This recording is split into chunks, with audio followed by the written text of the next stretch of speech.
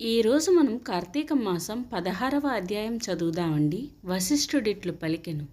దామోదరునకు ప్రీతికరమైన ఈ కార్తీక వ్రతము చేయనివాడు కల్పాంతం వరకు నరకముందును. కార్తీక మాసము నెల రోజులు నియమముగా తాంబూలదానము చేయువాడు జన్మాంతరమందు వాస్తవముగా భూమికి ప్రభువగును. కార్తీక మాసమందు నెల రోజులు పాడ్యమి మొదలు ఒక్కొక్క దీపమును హరిసన్నిధిలో వెలిగించిన వాడు పాపాలను పోగొట్టుకును, వైకుంఠమునకు పోవును. కార్తీక మాసమందు పూర్ణిమనాడు సంతానమును కోరి సూర్యుని ఉద్దేశించి స్నానము దానము చేయవలెను, అనగా అట్లు చేసిన ఎడల సంతానము కలుగునని భావము. కార్తీక మాసమందు హరిసన్నిధిలో టెంకాయ దానమును దక్షిణ తాంబూల సహితముగా చేయువానికి సంతాన విచ్ఛేదము ఉండదు, రోగము ఉండదు, దుర్మరణము ఉండదు. కార్తీక మాసమందు పూర్ణిమ నాడు హరి ఎదుట స్తంభదీపమును పెట్టువాడు వైకుంఠపతి యగును.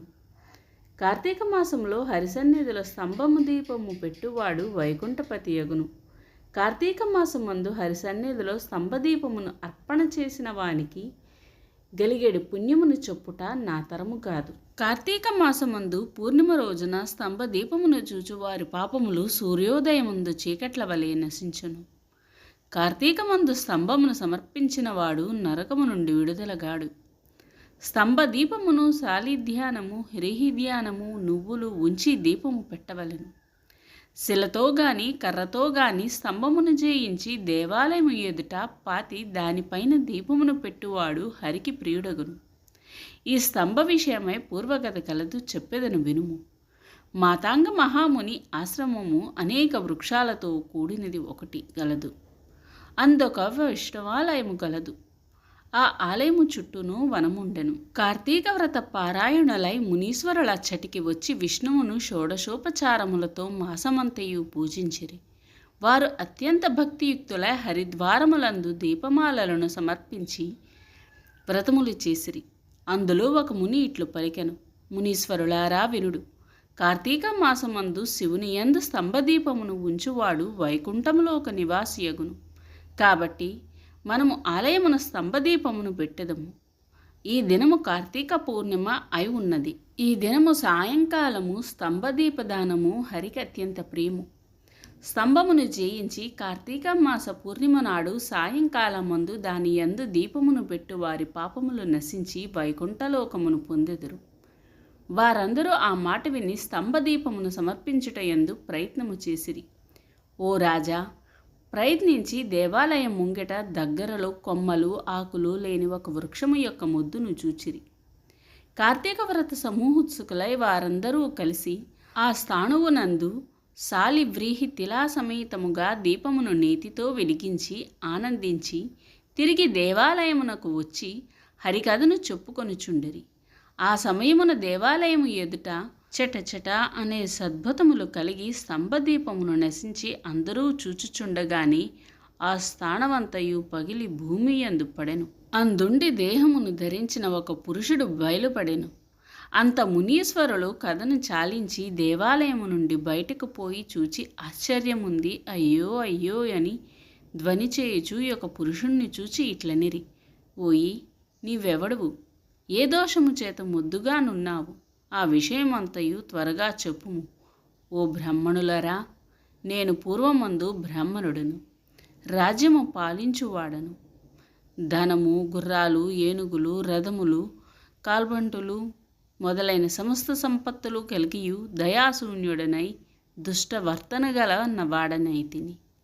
నేను వేదశాస్త్రములను చదవలేదు, హరి చరిత్రను వినలేదు, తీర్థయాత్రలకు పోలేదు, స్వల్పమైన దానము చేయలేదు, దుర్బుద్ధితో పుణ్యకర్మ చేయలేదు. నిత్యము నేను ఉన్నతాసనమునందు కూర్చుండి వేదవేత్తలు, సదాచారవంతులు, పుణ్యపురుషులు, దయావంతులు, సదాశ్రయకాములు అగు బ్రాహ్మణులను నా ముందు నీచాసనములందు కూర్చుండ నియోగించి వారికి అభిముఖముగా పాదములను చాచియుండువాడను.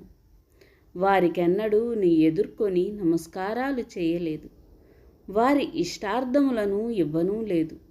సర్వకాలమందు వారికెన్నడను ఏ దానమును ఇవ్వలేదు. ఒకవేళ ఎప్పుడైనను దానమివ్వక తప్పని ఎడల ధనము లేకుండా దారాదత్తము చేసి తరువాత ధనము ఇచ్చి ఉండలేదు. శాస్త్రశ్రవణ సత్స్వభావ సంపన్నులు వచ్చి రాజును కనుక నన్ను యాచించువారు. అప్పుడు సరే ఇచ్చెదనని చెప్పుటయే గాని ఇచ్చుటలేదు.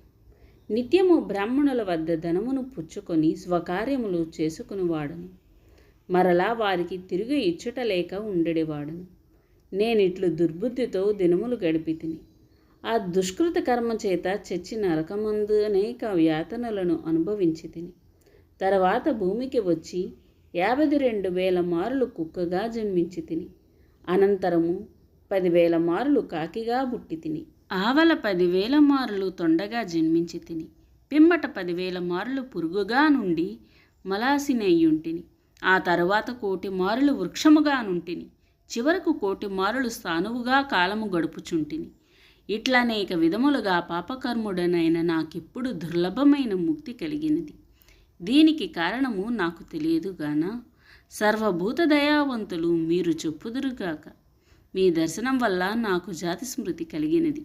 ఓ మునీశ్వరులారా, నా పూర్వ పాపం మిట్టిదని పలికి వాడు ఊరకుండెను. మునీశ్వరులిట్లు విని వారిలో వారు ఇట్లు చెప్పుకొనసాగిరి. కార్తీక మాస ఫలము యథార్థమైనది, ప్రత్యక్ష మోక్షమిచ్చినది. రాతికి కొయ్యకు కూడా మోక్షమిచ్చినది. అందును ఈ పూర్ణిమ సమస్త పాతకములను నశింపచేయును. ఆ పూర్ణిమ యందును స్తంభ దీపము చాలా సుఖప్రదము. కార్తీక పూర్ణిమ నాడు పరులచే ఉంచబడిన దీపము వలన ఎండిన ముద్దు ముక్తి నొందెను. ముద్దైనను కార్తీక మాసమందు దేవ సన్నిధిలో దీపమును పెట్టిన ఎడల పాపము నశించి దయాళువైన దామోదరుని చేత మోక్షమొందించబడినది. ఇట్లు వాదమును చేయి వారితో ఉద్భూత పురుషుడు తిరిగి ఇట్లని, జ్ఞానవేత్తలైన మునీశ్వరులారా, దేనిచేత మోక్షము కలుగును? దేనిచేత బద్ధుడగును? దేనిచేత ముక్తుడగును? దేనిచేత ప్రాణులకు ఇంద్రియములు కలుగును? మోక్ష ప్రాపకమైన జ్ఞానం ఎట్లు కలుగును? ఈ సర్వమును నాకు చెప్పుడు. వాడిట్లు అడుగగా మునీశ్వరులు అంగీరసము అను మునిని వానికి సమాధానము చెప్పమని వినియోగించిరి. ఆయనయు వారితో సరేనని వానితో ఇట్లు చెప్పసాగెను. ఇది శ్రీ స్కందపురాణే కార్తీక మహత్యే షోడశోధ్యాయ సమాప్తః.